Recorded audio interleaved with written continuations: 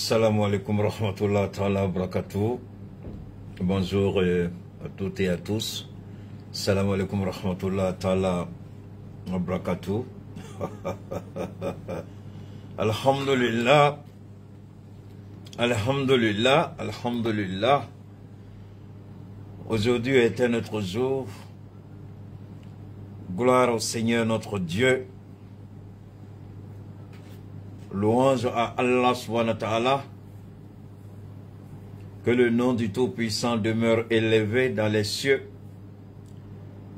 Que les anges se joignent à nous pour chanter la gloire du Seigneur Allah subhanahu wa ta'ala. À tous et à toutes, salam alaikum rahmatullah ta'ala wa barakatuh. Quel que soit votre lieu de résidence, quel que soit le pays dans lequel vous résidez,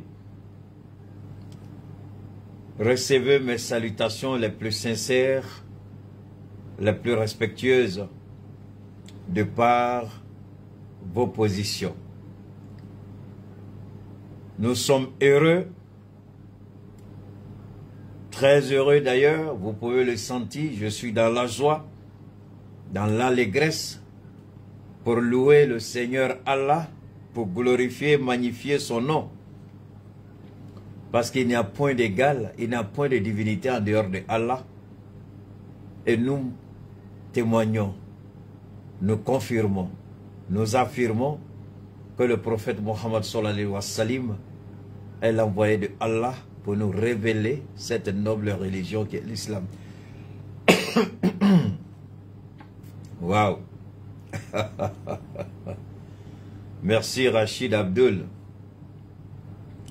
Depuis Niamey, je vous dis bonjour. Depuis Ouagadougou, Bobo Dioulasso, je suis avec vous. Depuis Abidjan, depuis Conakry, depuis Dakar, depuis N'Djamena, depuis Paris, depuis New York, depuis Washington, depuis Philadelphie, depuis Los Angeles, depuis la Caroline du Nord, la Caroline du Sud, depuis Moscou, depuis Tel Aviv, depuis la Palestine, depuis le Liban.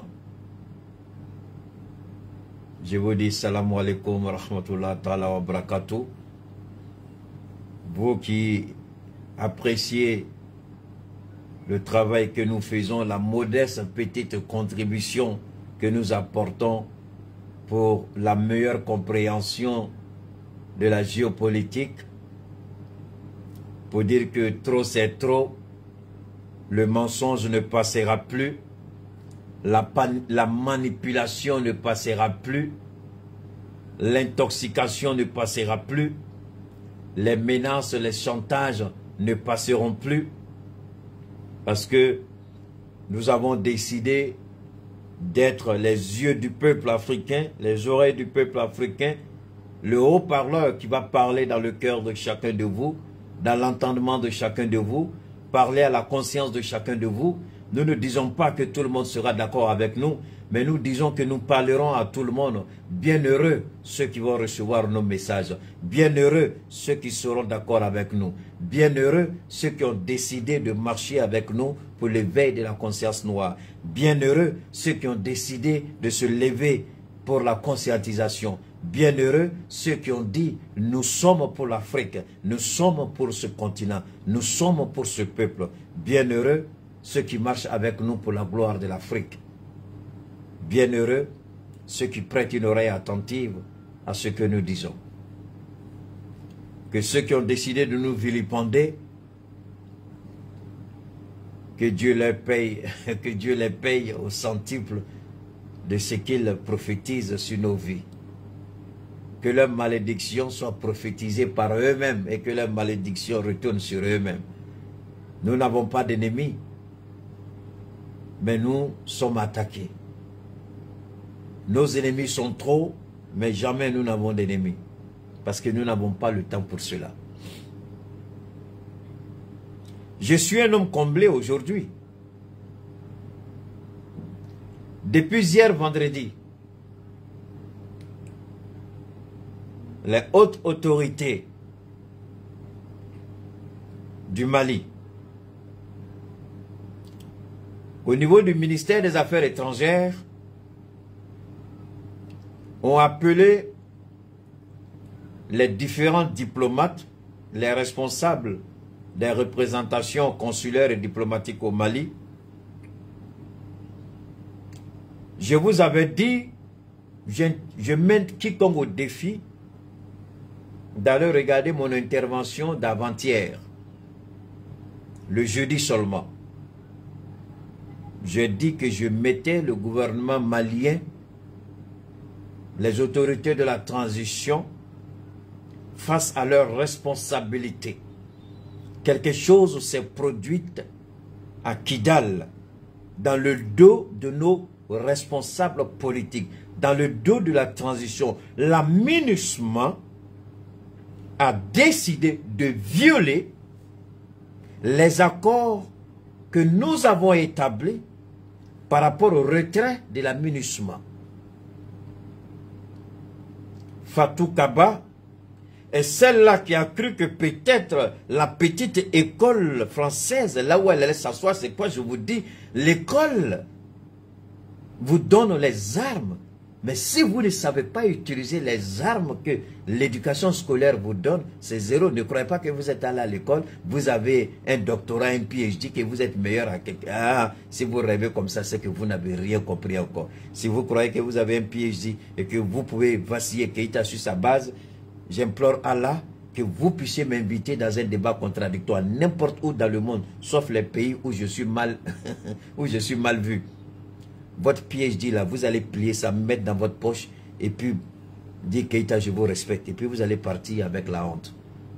Je vais vous humilier avec votre PhD si vous ne savez pas à quoi votre PhD vous donne droit.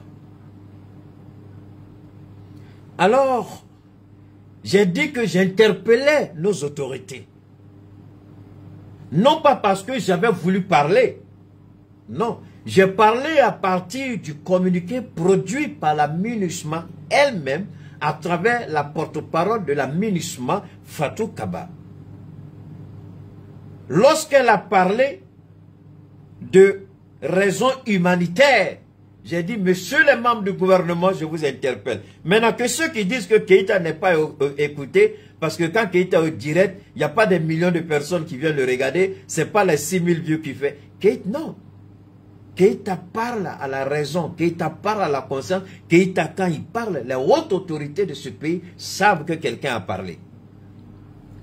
Il a fallu que j'intervienne le jeudi pour que le vendredi, le ministère des Affaires étrangères appelle les diplomates pour leur dire ce que la MINUSMA a fait. Parce qu'on n'a pas parlé, on n'a pas spéculé, on a pris les propos de la MINUSMA, on a décortiqué, on a analysé, on a dépouillé, on a desséqué, on a mis chacun devant ses responsabilités. Et nos autorités ont compris.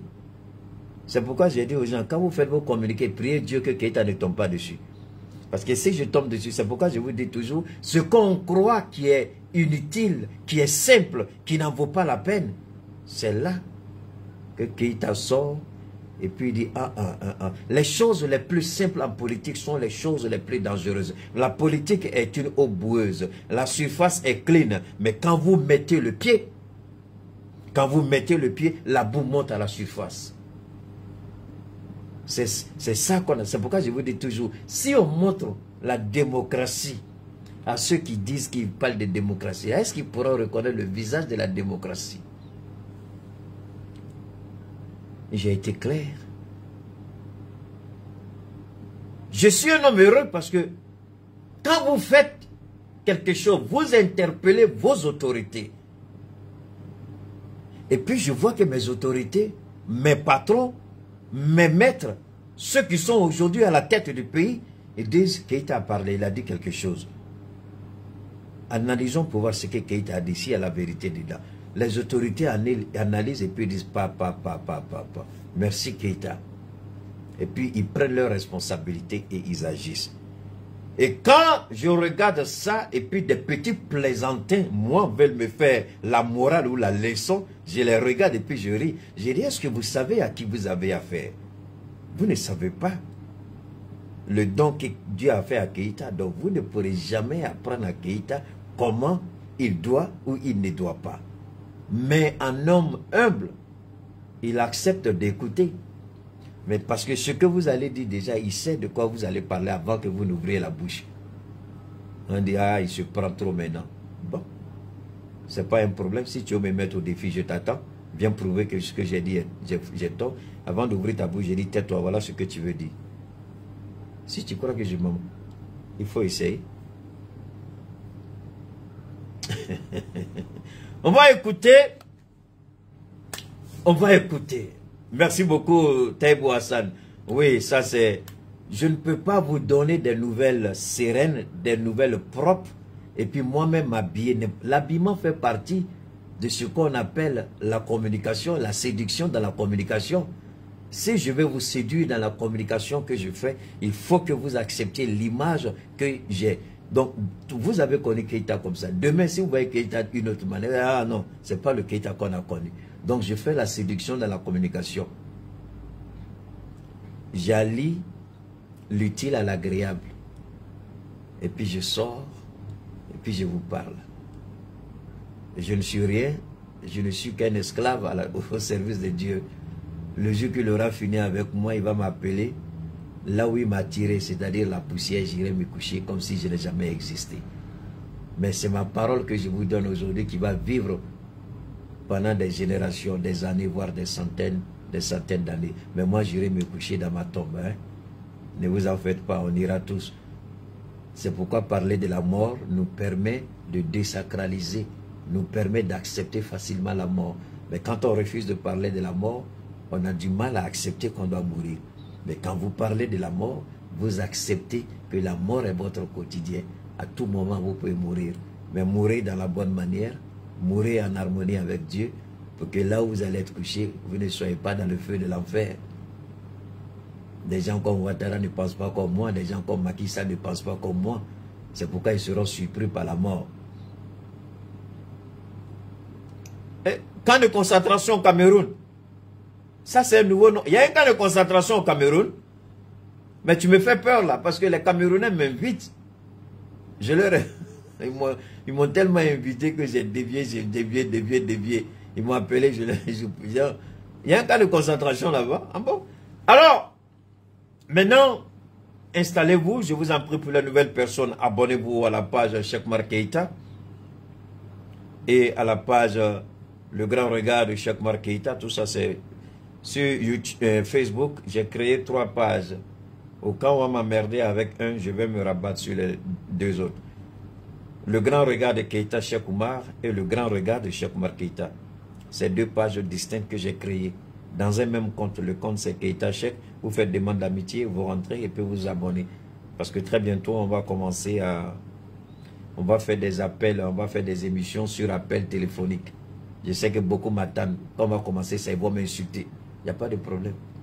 Vous allez vous... Parce que tout ce qui est comme numéro masqué, on ne prend pas. Tout ce qu'il y a comme numéro masqué, on ne prend pas. On prend les numéros qu'on connaît.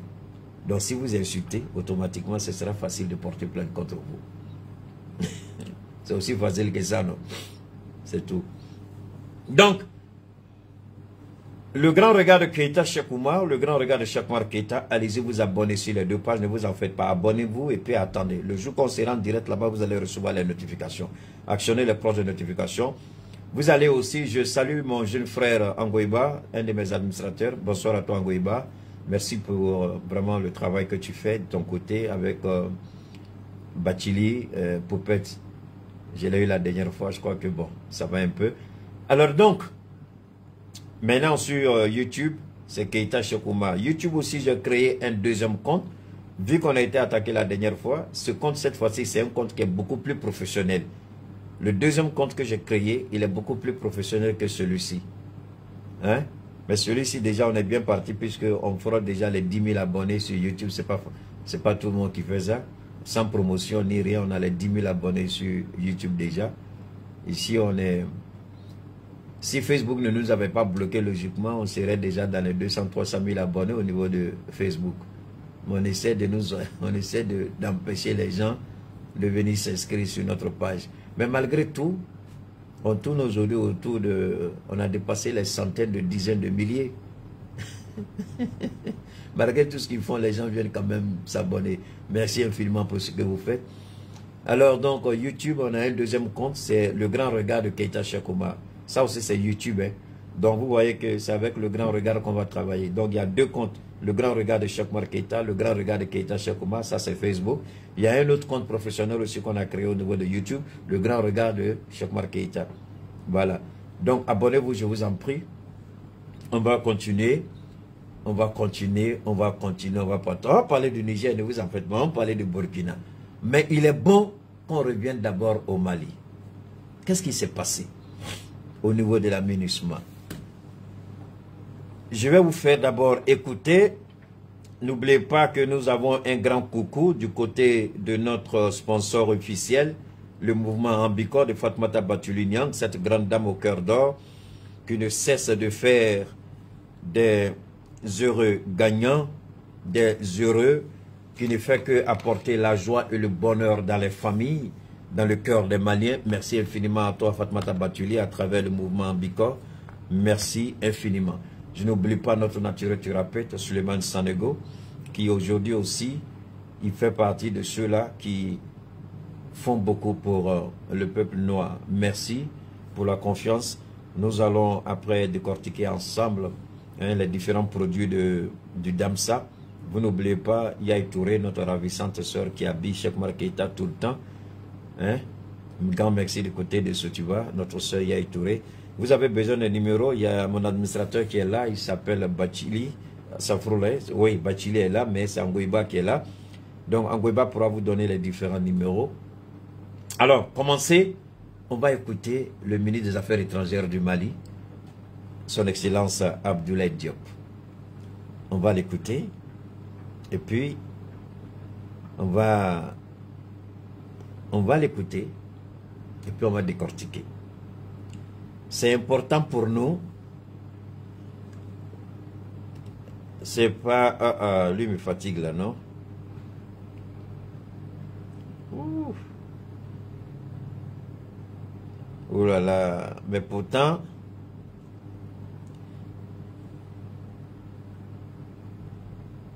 Oh là là là là. En train de me fatiguer. J'avais téléchargé l'intervention du ministre. Mais curieusement... J'utilise l'appareil que j'utilise, c'est là-bas surtout l'intervention du ministre. Ouh là là là là, c'est pas vrai, ça me fatigue. Ouf. Oh là là, on dirait que on a tous les problèmes du monde pour accéder à... Bon, on va utiliser un autre moyen. On va utiliser celui-ci. Si lui n'est pas prêt à nous laisser. Souvent c'est bon, quand c'est comme ça, là c'est bon signe. Quand vous allez faire un bon travail, il y a toujours les défis. Donc les défis là, vous les surmontez et puis vous avancez. On va rapidement revenir ici.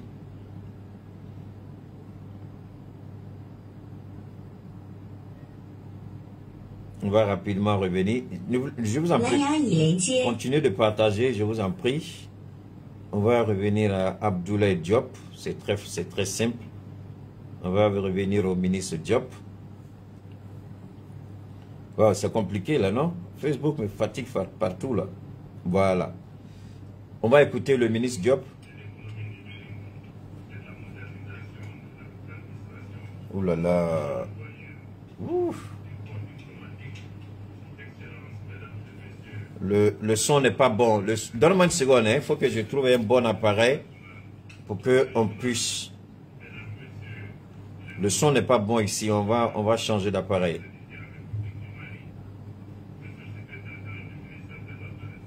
Ouh là là, c'est pas vrai, c'est pas vrai.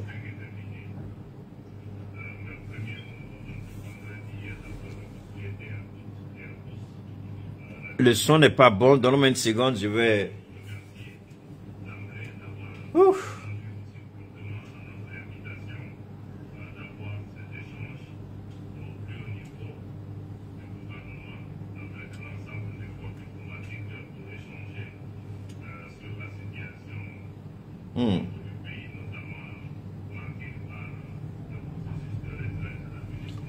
Partagez, je vous en prie. Si ça ne va pas ici, on va aller... Bon, j'ai pas envie de perdre mon temps ici. Je vais voir au niveau de... Je vais rapidement revenir ici.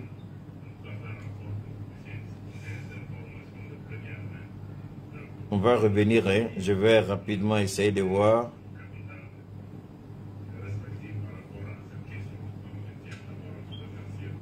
Je vous en prie, faites monter le mercure, partagez, faites monter le mercure.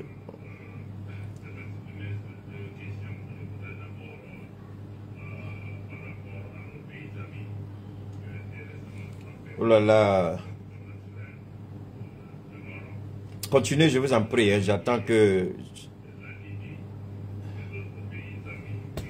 Donne-moi une seconde, je vais trouver un autre moyen rapide. Parce que vous devez écouter les propos du ministre. Je vais trouver un autre moyen pour cela. Je vais trouver un autre moyen rapide. Rapidement pour que vous puissiez écouter ce que le ministre dit. Voilà.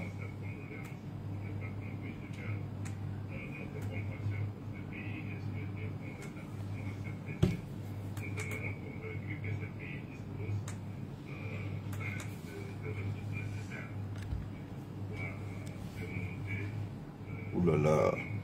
Je vous en prie, continuez à partager, continuez. On attend de voir.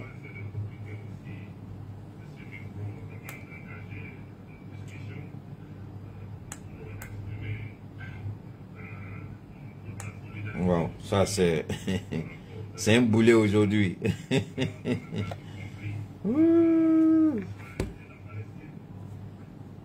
Ok, on va voir.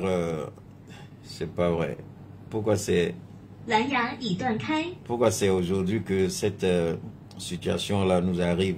L'année 2023-2024. Au titre de... Voilà, merci beaucoup. Ce n'est pas ça que je veux.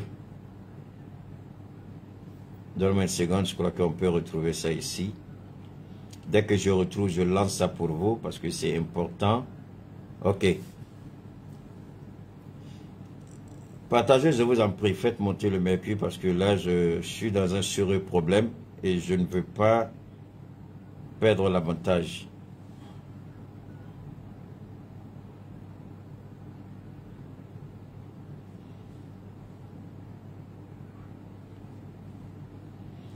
Faites monter le mercure, je vous en prie.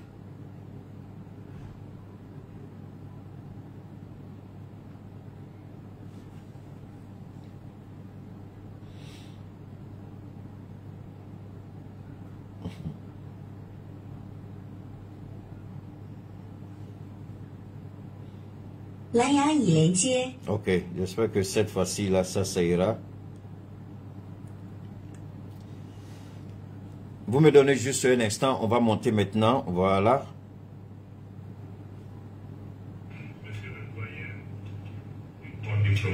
Voilà, on va écouter. Excellences, mesdames et messieurs les ambassadeurs et représentants des organisations internationales et régionales, mesdames, messieurs les membres du corps consulaire accrédité à la République du Mali, monsieur le secrétaire général du ministère des Affaires étrangères, monsieur le chef de cabinet, distingués invités. On va écouter. Mon premier mot en ce vendredi est d'abord de vous souhaiter à toutes et à tous la bienvenue au ministère des Affaires étrangères et vous remercier d'emblée d'avoir répondu aussi promptement à notre invitation, d'avoir ces échanges au plus haut niveau du gouvernement. On va écouter maintenant. Avec l'ensemble du corps diplomatique pour échanger sur la situation au niveau du pays, notamment marqué par le processus de retrait de l'aménagement et toutes les questions connexes liées à cette question, pour pouvoir vous décliner en tout cas l'appréciation du gouvernement de ces évolutions, les défis qui se posent à nous, et comment nous sommes organisés pour pouvoir surmonter ces questions, en tout cas faire en sorte que vous puissiez disposer d'informations de première main pour vous permettre aussi d'informer vos capitales respective par rapport à cette question. Donc je tiens d'abord à vous remercier pour ça. Avant d'aller loin, permettez-moi de m'exprimer sur deux questions. Je voudrais d'abord on écoute, hein? à nos pays amis. On écoute bien. Qui est récemment frappé par des catastrophes naturelles. Parce que nous avons la Turquie, la Libye et d'autres pays amis. Nous avons dénoncé un état de fait. La question qu'on doit se poser, pourquoi la MINUSMA a fait ce qu'elle a fait? Puisque nous avons parlé la dernière fois et j'avais personnellement interpellé le gouvernement du Mali à prendre ses responsabilités par rapport à la MINUSMA qui est en train de violer tous les principes qui avaient été établis dans le cadre du retrait coordonné et sécurisé de la MINUSMA du Mali. Mais vous allez écouter le ministre maintenant. Il va faire point d'un certain nombre de dysfonctionnements. Le deuxième point, c'est de profiter aussi. Pourquoi la MINUSMA a fait cela? Pourquoi la MINUSMA a permis aux terroristes de prendre possession du camp avancé, le camp 1, avec armes et munitions? Pourquoi la MINUSMA a refusé de recevoir ceux qui étaient supposés organiser ou du moins apporter la sécurité dans la région de Kidal, y compris le camp de la MINUSMA elle-même? Quelqu'un qui vous sécurise, vous avez décidé vous-même de démanteler le camp, mais on va écouter le ministre Diop, et puis ensuite je vais revenir sur le communiqué de la MINUSMA pour vous permettre de comprendre ce qui est en jeu. On va écouter le ministre.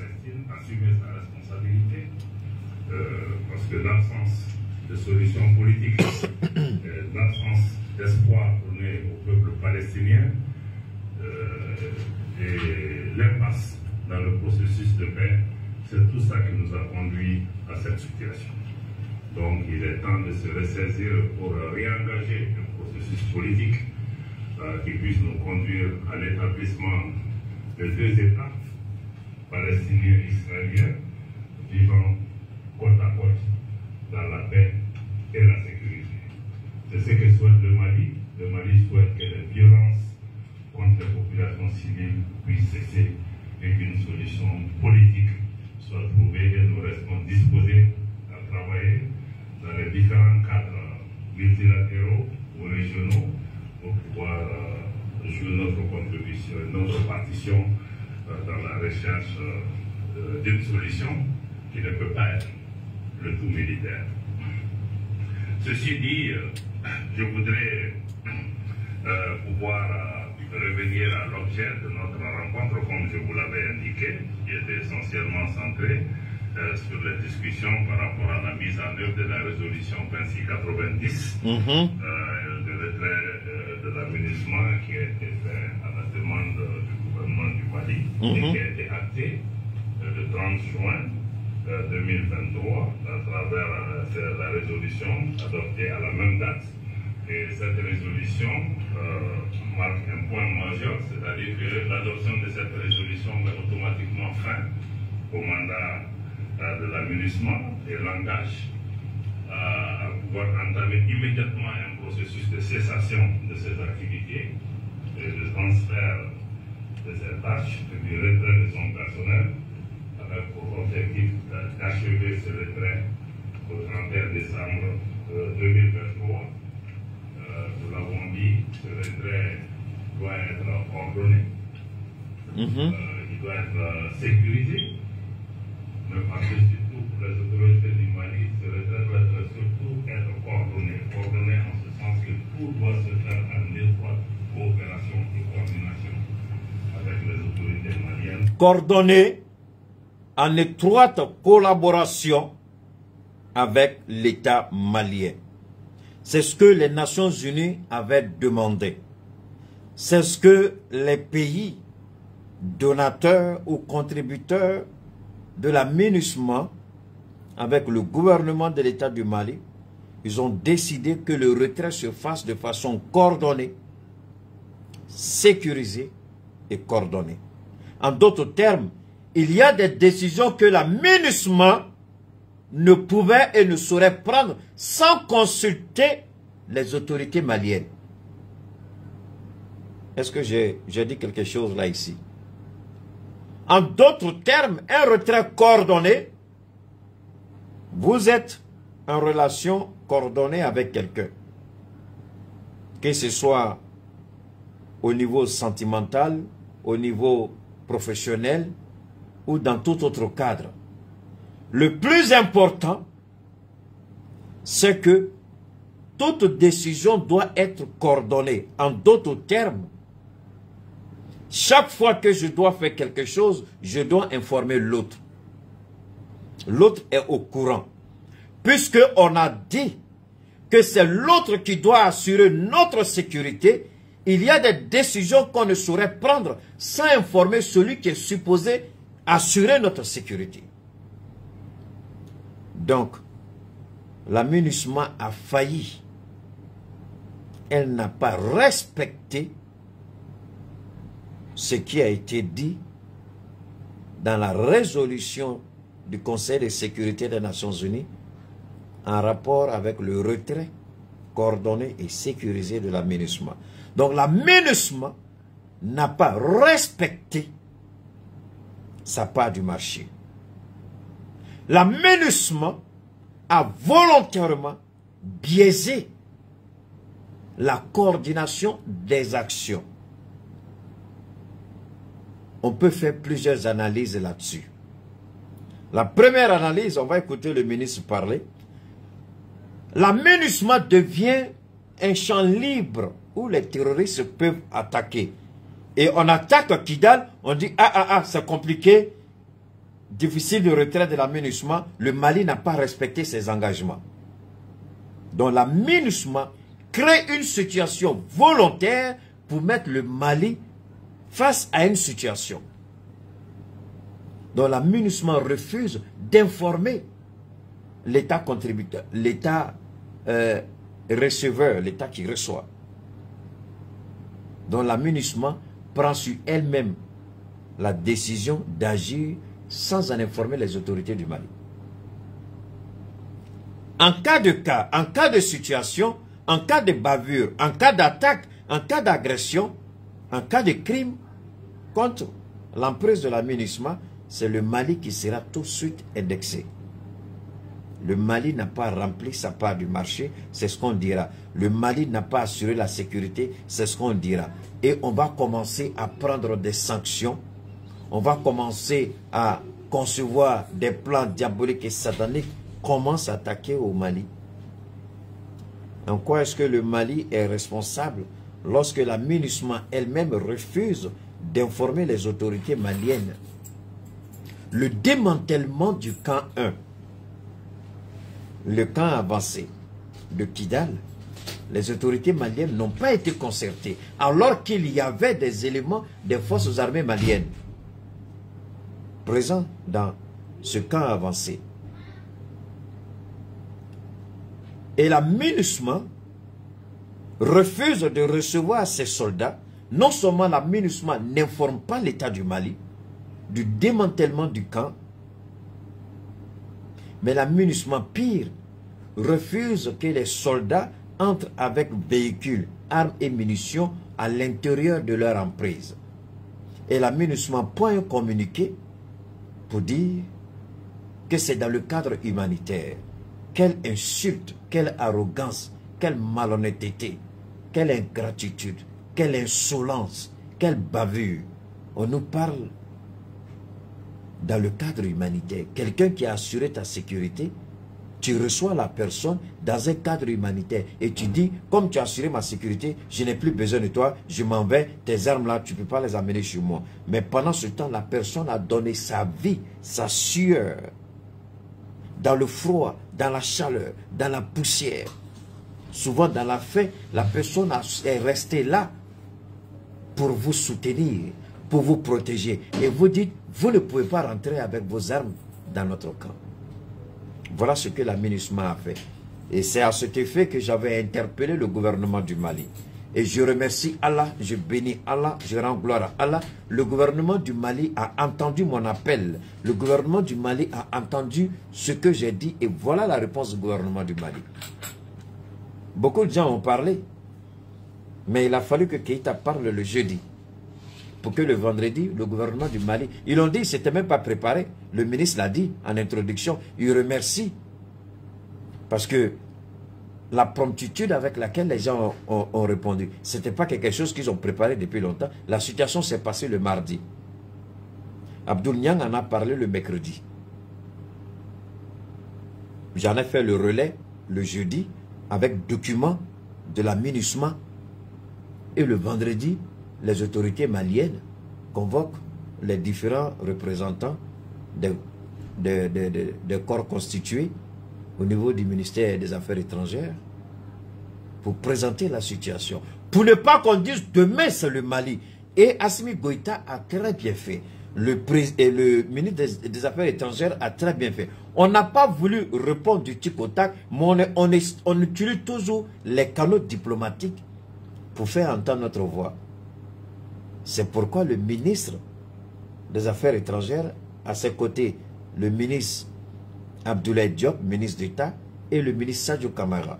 Je crois qu'il y a aussi, il doit y avoir aussi le président du CNT. Je crois qu'ils sont quelques grosses têtes de la transition qui sont autour du ministre Diop.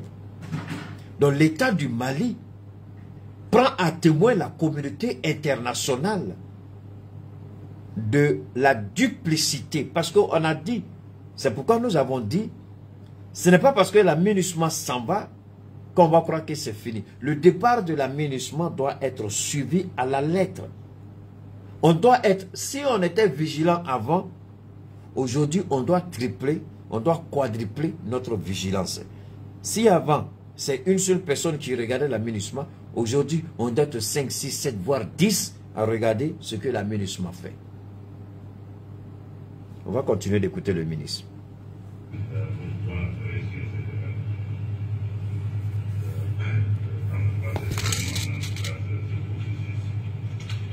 Dans la conduite de ce processus de retrait, l'objectif stratégique du Mali est d'œuvrer pour recouvrer sa souveraineté et l'exercer sur l'ensemble de son territoire national. Ceci est notre objectif stratégique. Et aussi, à cette occasion, réaffirmer et assurer l'intégrité du territoire malien à travers notamment le déploiement des forces de défense et de sécurité maliennes sur tout le territoire. Dans ce contexte particulier, conformément à notre rôle régalien d'assurer la sécurité des personnes et des biens sur tout le territoire du Mali et d'amener la paix, les forces de défense et de sécurité doivent réoccuper toutes les emprises, en particulier les camps libérés par la MINUSMA. Ceci est non seulement conforme à notre rôle régalien, mais également est conforme au texte de l'Organisation des Nations Unies qui préside les opérations de maintien de la paix, où les camps et les emprises sont cédés à l'autorité étatique dans le pays concerné. Et dans ce cadre en particulier aussi, comme nous nous y sommes engagés, le gouvernement a pris toutes les dispositions nécessaires pour pouvoir éviter tout vide sécuritaire éventuel. Et tous les moyens sont mis en place pour pouvoir exécuter ce plan conformément à la volonté des plus hautes autorités de la transition. On écoute très bien ce que le ministre dit. Naturellement, ce retrait a suscité beaucoup d'appétit de divers groupes, de certains groupes signataires, mais aussi de groupes terroristes. On écoute, hein? C'est ce qui nous a amené à assister à l'intensification des attaques terroristes contre les installations des forces de défense et de sécurité, contre les convois des forces de défense et de sécurité, et même contre les populations civiles marquées par cette attaque odieuse et lâche contre le bateau Tombouctou qui a occasionné des victimes civiles en particulier à un nombre extrêmement élevé. Mais ceci ne fait que renforcer la détermination des autorités à renforcer la lutte contre le terrorisme, l'insécurité, en tout cas, ou toutes les entités qui travaillent avec les groupes terroristes. On écoute, hein? Maintenant, dans le cadre du retrait en particulier de l'aménagement qui est intervenu, enfin, qui a été décidé depuis fin juin, immédiatement dès le 1er juillet, en toute bonne foi, à l'initiative du gouvernement, a été mis en place un comité conjoint entre l'aménagement et le gouvernement, comité conjoint qui a deux composantes essentielles, un au niveau ministériel, qui intègre près de 15 membres du gouvernement, et aussi ce comité se réunit aussi dans une composante technique, avec comme objectif de veiller au respect de ce calendrier, mais aussi de s'assurer que toutes les activités de retrait s'effectuent de manière, comme je l'ai dit, ordonnée et sécurisée. On va écouter, hein? On va écouter très bien ce que le ministre dit, parce que c'est fondamental, c'est important, et on doit bien écouter les propos du ministre. Je vous en prie, on continue. Et que toutes les dispositions soient prises pour une bonne exécution de ce mandat que nous ont confié les plus hautes autorités. À cet égard, je voudrais saluer l'excellence de la coopération et la disponibilité, en tout cas, des collègues membres du gouvernement qui n'ont ménagé aucun effort suite aux directives de son excellence le colonel Assimi Goïta, président de la transition, le chef de l'État, qui nous a instruit de prendre toutes les dispositions nécessaires pour faciliter ce processus de retrait. Et toutes nos équipes ont reçu les directives nécessaires pour pouvoir travailler dans cet état d'esprit. Et c'est dans ce cadre que la première phase du processus de retrait a été exécutée. Il me semble aussi extrêmement important d'insister encore une fois sur l'importance que le gouvernement attache au respect du calendrier de retrait du 31 décembre On écoute, je vous en prie. 2023. Et le plan de retrait est axé sur cela et le gouvernement n'envisage pas d'extension de ce délai. Comme je l'ai indiqué. Le message qu'il a écouté exquise parce qu'on a avec nous. Donne-moi une seconde, il y a trop de... Tout Ok. doit être fait pour que le travail de l'aménagement puisse être clôturé au 31 décembre. Donc pour le moment, Le 31 décembre à nous occuper. pour le moment, le ministre, il va rentrer dans le vif du sujet, mais il est en train de planter le décor pour amener chacun à comprendre. Parce que ça, c'est la méthodologie qu'il a choisie et c'est une très bonne méthodologie. Il est en train de montrer que effectivement, l'aménagement doit partir. Il y a un calendrier qui a été établi et le calendrier, le dernier soldat de l'aménagement ou le dernier élément de l'aménagement va quitter le Mali le 31 décembre à minuit. Donc, à minuit, le dernier élément de l'aménagement, le 31 décembre 2023, quitte le Mali. Il dit que le gouvernement du Mali est clair, il n'y aura pas d'extension. Le gouvernement du Mali est clair, il n'y aura pas d'extension. En d'autres termes, il n'y aura pas de délai accordé à l'aménagement pour rester au-delà du 31 décembre 2023. Parce que tout ce qui est en train de se faire a un rapport avec le délai. Posez-vous la question, pourquoi tous les ministres, le ministre de la Communication, le ministre de l'administration territoriale, le ministre d'État Abdoulaye Maïga, lui-même, Abdoulaye Diop, il est là-bas, Sadio Kamara est là-bas. Pourquoi ces 4-5 ministres sont présents à cette conférence devant les diplomates? C'est parce qu'il y a quelque chose qui est en train de se préparer. Donc le Mali vient et intervient. Le Mali vient pour dire, le Mali vient pour sonner la sonnette d'alarme. Le Mali vient pour tirer l'attention. Le Mali vient pour interpeller. Le Mali vient pour dire il n'y aura aucunement un moyen de négocier quoi que ce soit. Donc tout ce que vous faites en complicité avec les groupes terroristes, de façon diplomatique, c'est ça qu'il est en train de dire. Tout ce que vous êtes en train de faire avec les groupes terroristes, nous sommes au courant, nous sommes informés. Hier, j'en ai parlé par rapport au président Vladimir Poutine, qui a parlé avec son collègue Assimi Goïta et il lui a donné la primeur de certaines informations avant que ces informations ne soient divulguées, dévoilées publiquement par le responsable du renseignement extérieur russe.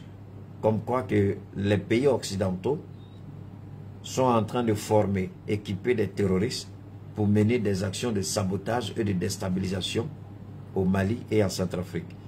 Je vous ai dit, chaque fois qu'on parle d'un pays du Sahel, ne croyez pas qu'on parle du Mali uniquement, non. On parle des 3 pays. Quand on dit Niger, quand les Occidentaux disent le Niger, ils parlent des 3 pays. Quand ils disent le Burkina, ils parlent des 3 pays. Quand ils disent le Mali, ils parlent des 3 pays. Donc, le ministre ici vient dire de façon claire et nette qu'il n'y aura pas de prolongation. Ce n'est pas un match de football où il y a match nul, une finale et puis on fait prolongation. Il n'y a pas de prolongation.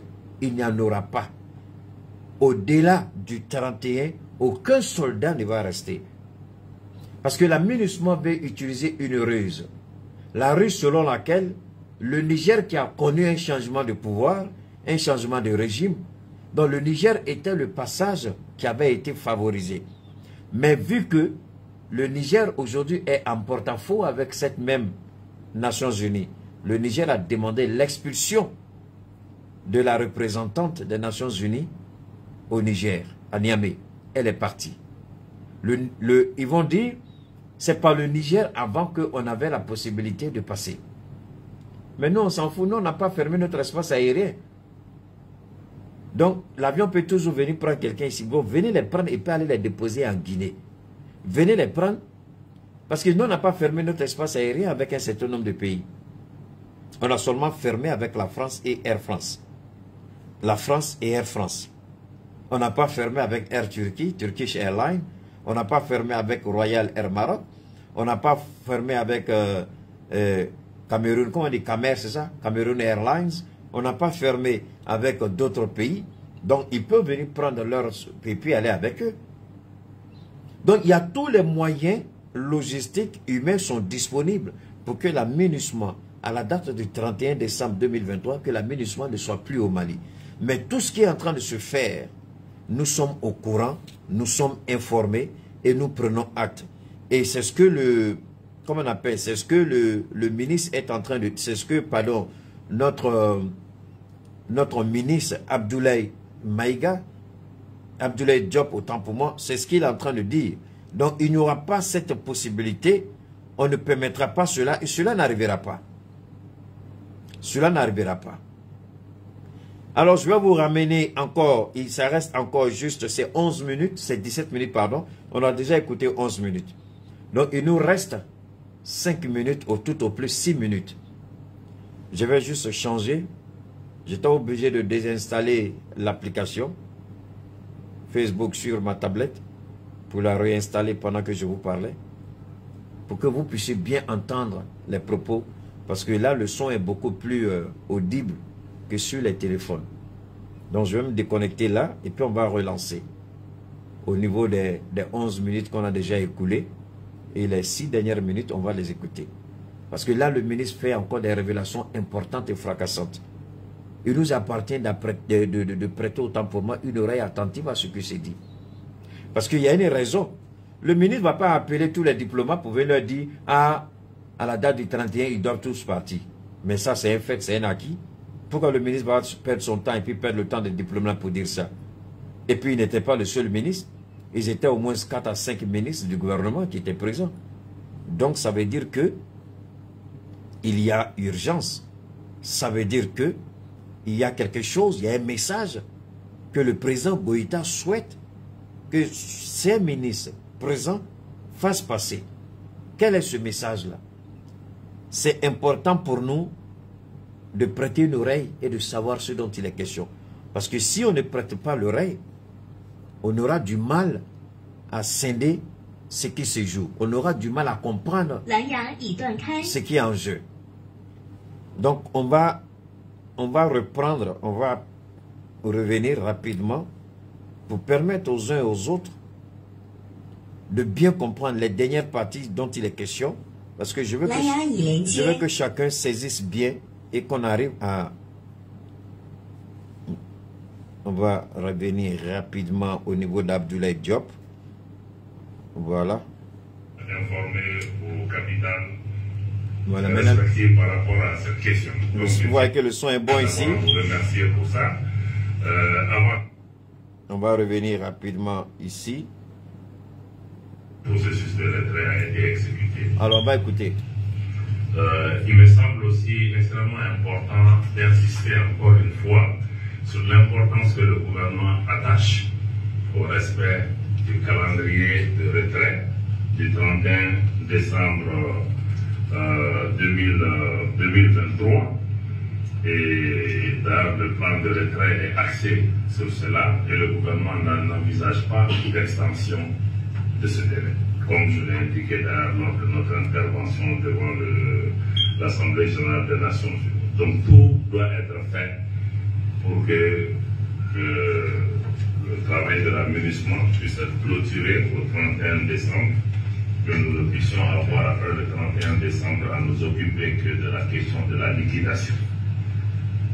Donc ce retrait va continuer à s'exécuter, mais doit tenir compte aussi des conditions de sécurité et aussi de la nécessaire coordination pour permettre d'avancer. Naturellement, chaque requête relative au processus de retrait fait de notre part l'objet d'une attention et d'une diligence particulière. Nos équipes ont donné et continuent de donner suite dans ce contexte particulier aux différentes sollicitations et je me réjouis en tout cas du bilan global que nous avons atteint à l'issue de la première phase de retrait, malgré quelques petites difficultés qui se sont posées, mais globalement les choses se sont bien exécutées. Cependant, il y a quelques sollicitations encore qui nécessitent des réponses. Et à titre d'illustration, nous avons quelques requêtes qui sont toujours en cours d'examen, notamment la question de l'autorisation du compte à donner à certains convois de contingents de Gao vers Kidal et d'autres régions en appui au désengagement de la mission. Il y a aussi des autorisations de vol en appui au retrait, notamment la question aussi de l'importation des produits dangereux en vue de la décontamination des sols, la destruction des munitions obsolètes et l'évacuation des milliers de conteneurs par des pays voisins. Ça, c'est quelque... Est-ce que vous avez bien entendu quelque chose? Il faut décontaminer le sol. Ça veut dire que il y a des endroits où on avait stocké du matériel qui a certainement contaminé le sol. Ça, c'est dangereux. Mais on va laisser le gouvernement gérer cet aspect. Deuxièmement, il y a un autre élément qu'il a cité tout à l'heure, le ministre Diop. Il a parlé de la destruction des munitions obsolètes. Monsieur le ministre, c'est là où nous interpellons encore le gouvernement de la transition au niveau du Mali. Ces munitions-là peuvent, même si c'est obsolète, c'est dans un langage diplomatique ou dans un langage sécuritaire, mais est-ce que obsolète là, ça ne peut pas tuer l'homme?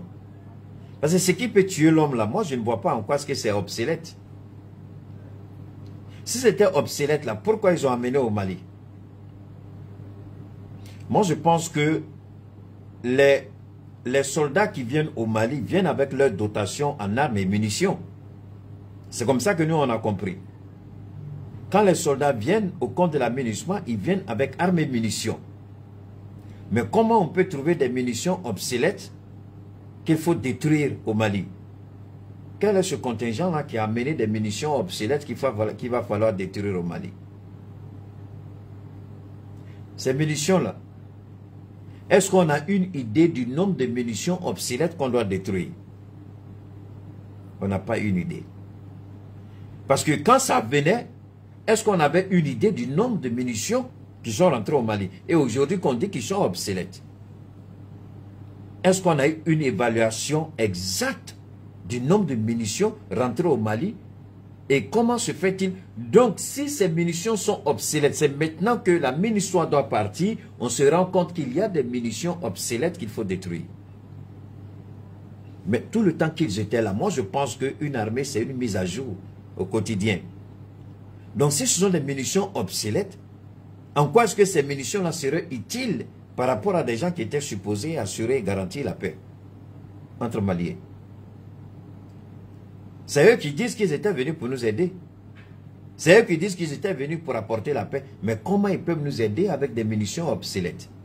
Ce n'est pas moi. Vous avez tous entendu le ministre, il a dit. Donc ne dites pas Keïta a menti. Keïta n'a pas menti. Qu'est-ce que c'est qu'une munition obsolète?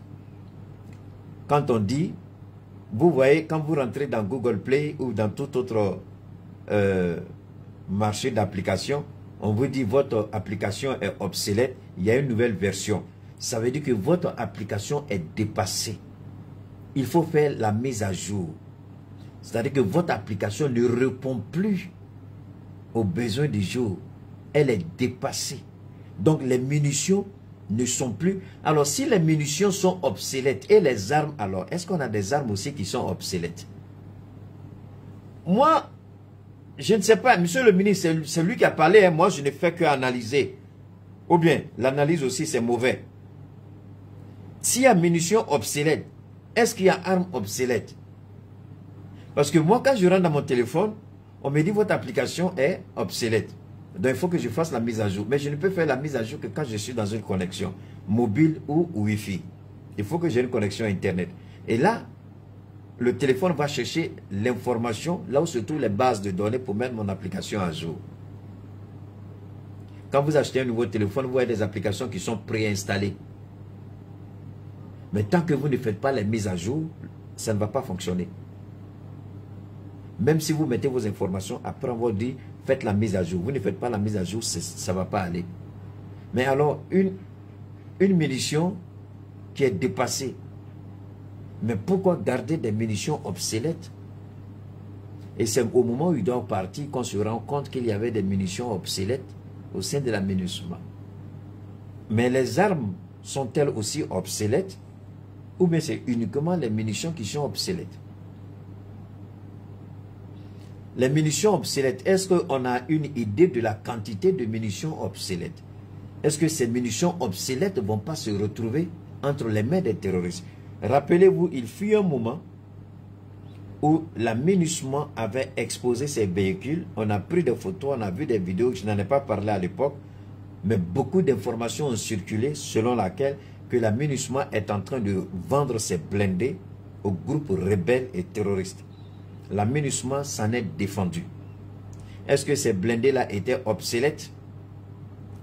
Posez-vous la question. Est-ce que ces blindés-là étaient obsolètes? Mais la MINUSMA, pour autant, s'est toujours déplacée avec des armes et des munitions. Mais comment un pays qui vient pour aider le Mali fait entrer des munitions obsolètes au Mali? Quelle est l'intention de faire entrer des munitions obsolètes sur le territoire au Mali? Beaucoup de Maliens doivent se poser cette question. En d'autres termes, on n'avait même pas un contrôle sur les munitions qui entraient chez nous au motif de nous aider. Et ce que la MINUSMA dit aujourd'hui, munitions obsolètes, combien? C'est combien? Est-ce qu'on a une idée? Est-ce qu'on a une idée? On n'a pas une idée. Ces munitions obsolètes, là, les terroristes, ils s'en fichent. Une fois que c'est dans leurs mains, que ça peut entrer dans une arme, que ça peut tuer, eux, ils vont prendre. Moi, je suis convaincu que ce sont les munitions qui n'ont pas pu peut-être donner à ceux qui devaient nous attaquer, que finalement, c'est devenu un boulet entre leurs mains. Peut-être que ce sont des munitions qui devaient servir à autre chose. Et comme ils ont été pris de coups, on les a chassés.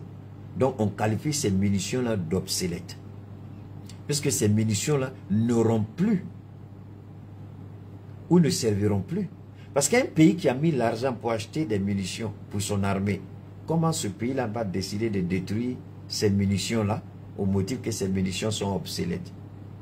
Alors que chaque pays vient avec sa dotation, armes et munitions. La MINUSMA elle-même a acheté armes et munitions. Donc,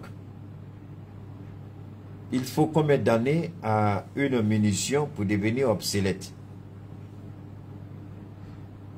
Et la MINUSMA, ces milliards de francs CFA qu'on donnait à la MINUSMA chaque année ne permettaient pas à la MINUSMA de renouveler les munitions des armes. Mais pourtant, il y avait des milliards qui étaient donnés à la MINUSMA chaque année. Vous savez ce que moi j'en pense, ça n'engage que moi. Je ne suis pas convaincu de cette histoire de munitions obsolètes.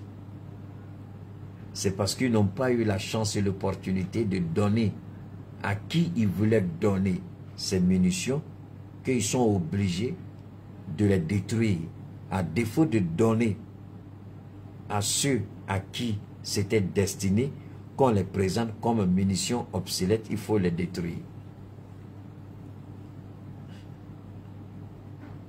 On va continuer d'écouter le ministre.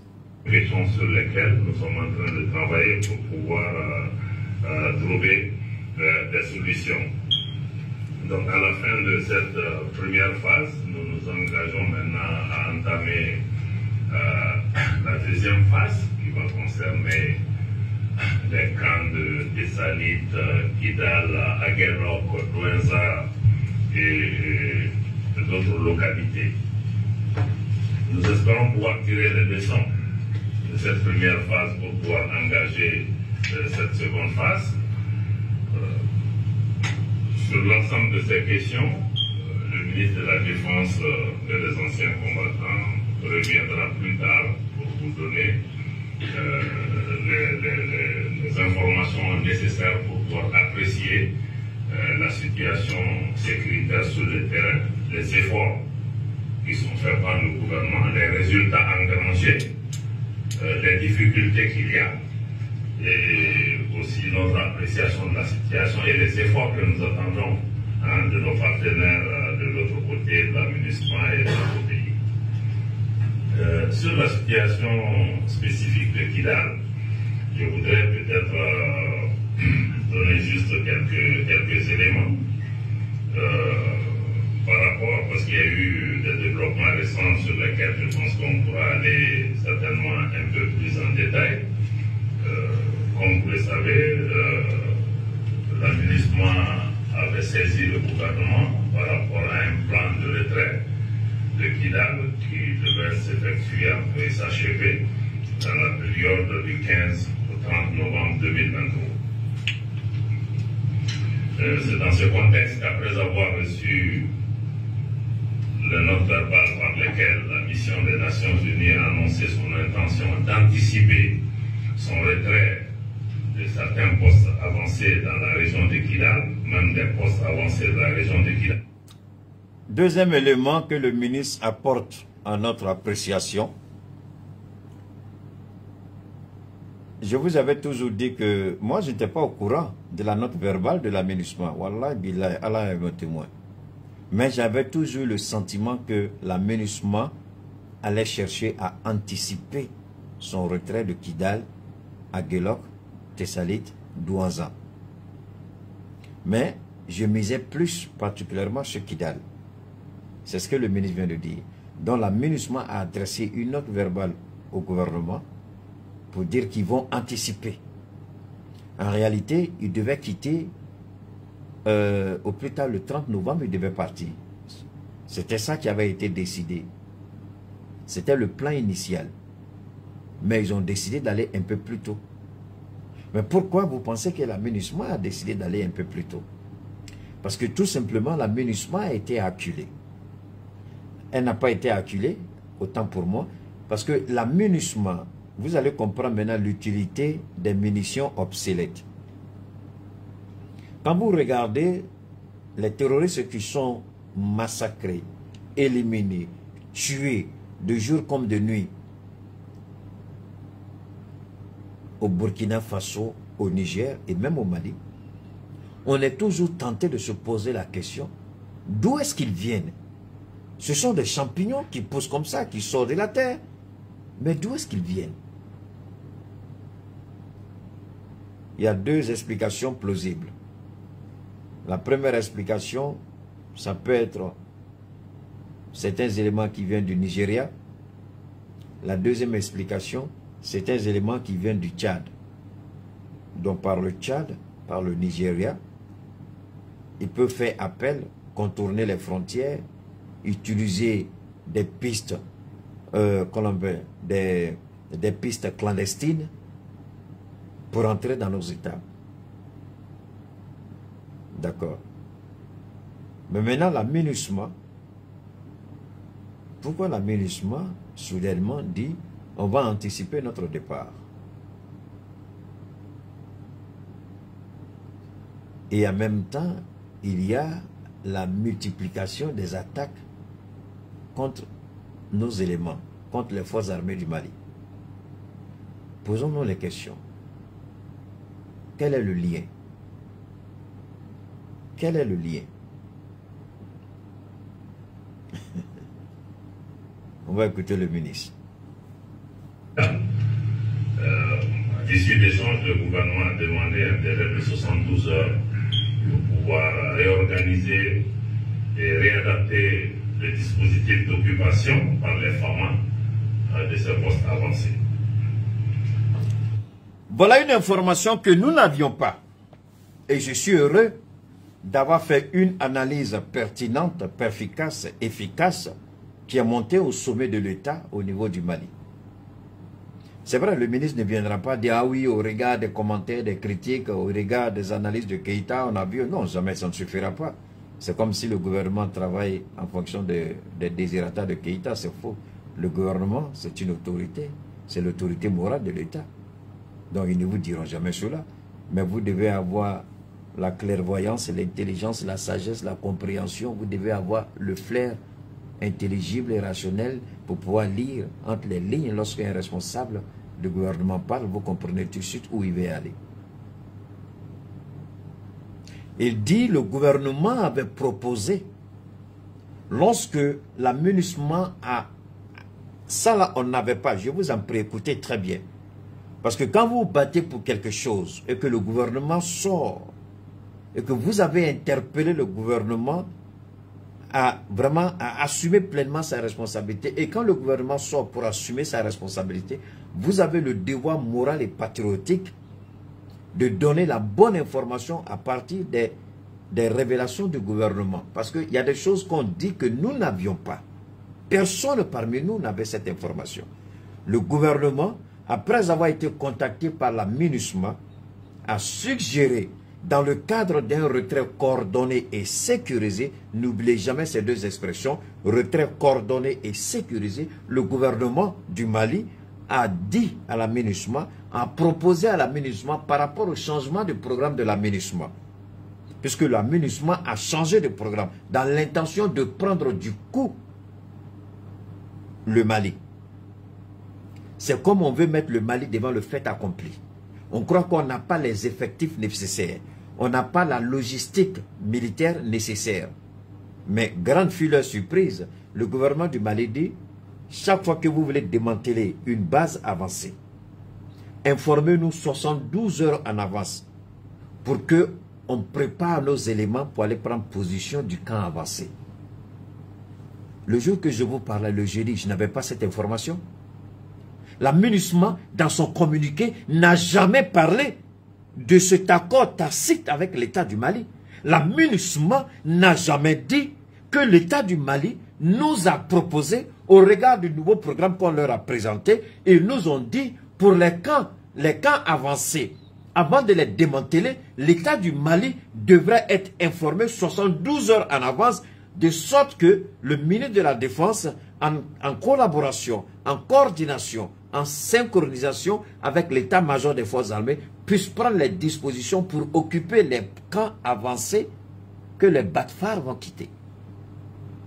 Ce que la MINUSMA a refusé de faire, ce que la MINUSMA a volontairement violé, a volontairement sapé, a volontairement ignoré, a volontairement rejeté.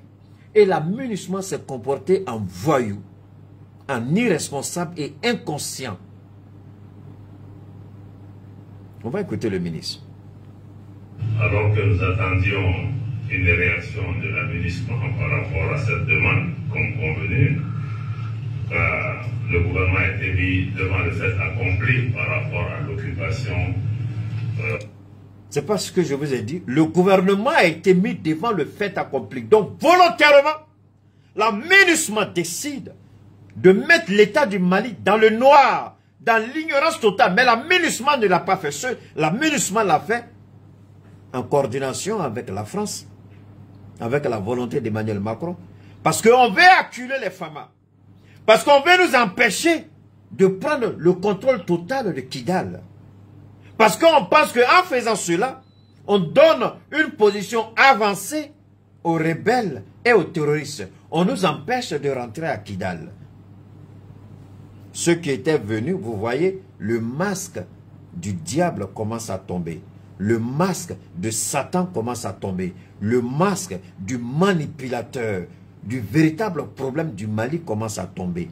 Après les faux rapports de la MINUSMA concernant les droits de l'homme, maintenant on donne les emprises avancées à l'ennemi pour mieux combattre les forces armées de sécurité du Mali. Comment la MINUSMA peut se permettre une telle barbarie, une telle malhonnêteté, une telle violence? Et moi je me pose la question, c'est vrai que nos autorités sont doux avec la MINUSMA.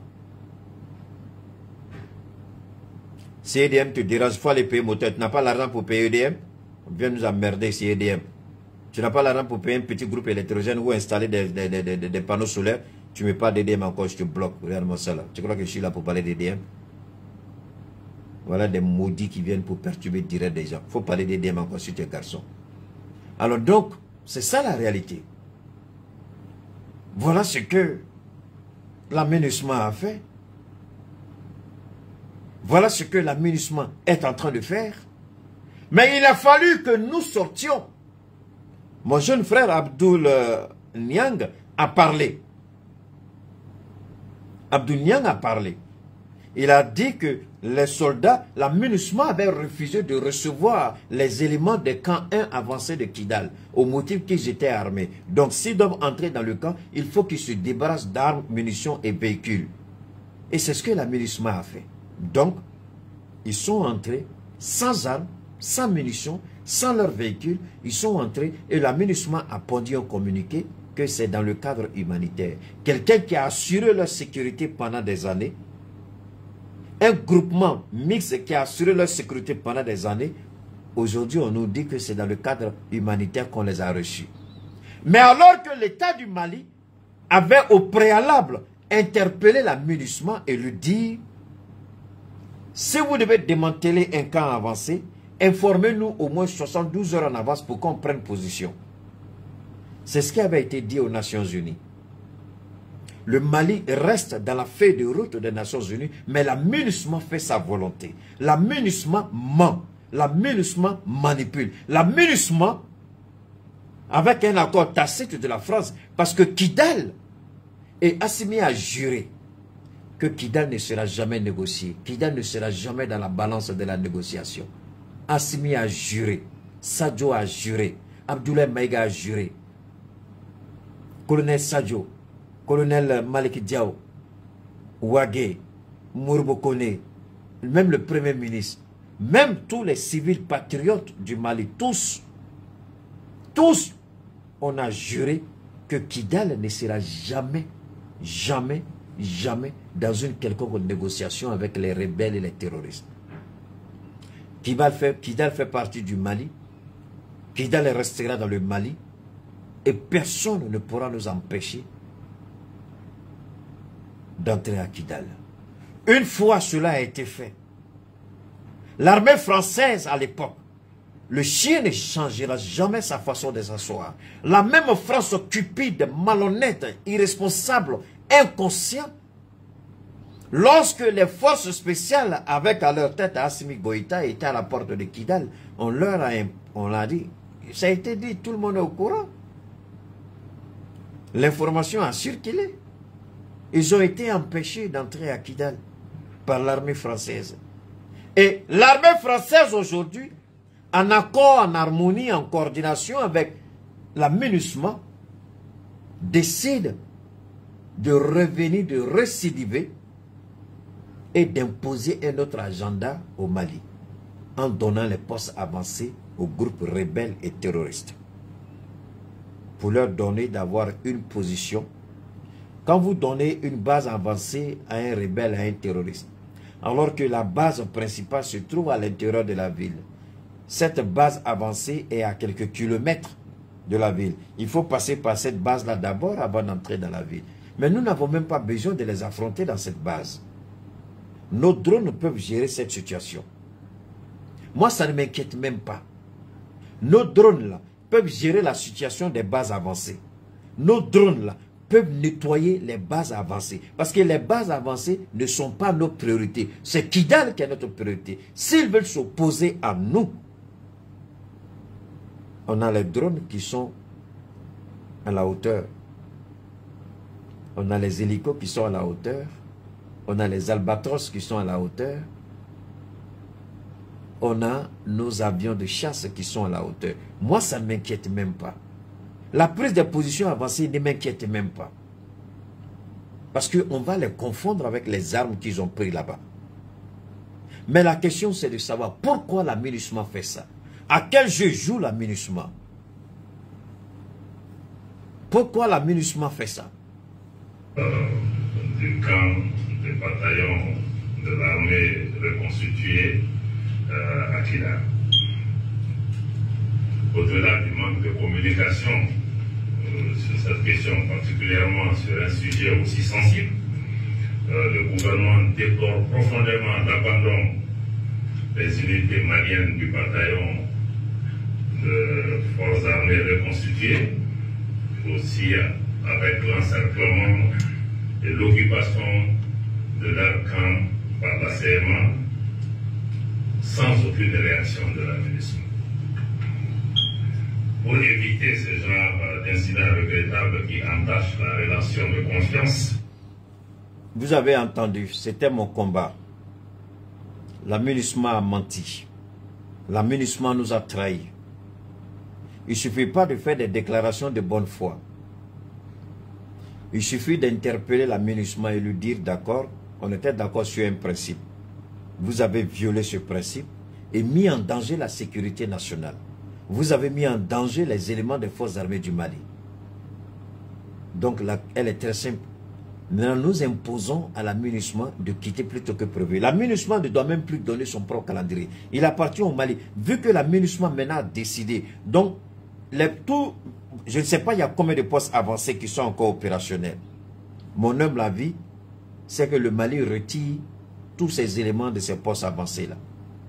Parce que ces postes avancés seront des cibles légitimes de l'armée malienne.